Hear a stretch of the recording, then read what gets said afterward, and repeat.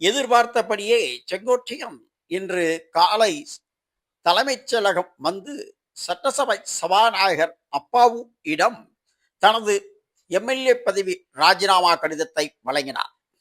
இதை அடுத்து அவர் நாளை தமிழகம் வெற்றி கழகத்தில் இணையலாம் என்ற ஒரு பேச்சு எழுந்த சூழலில் செங்கோட்டையனை இந்து சமய அறநிலைத்துறை அமைச்சர் சேகர் பாபு 1/2 மணி நேரம் சந்தித்து பேசினார்.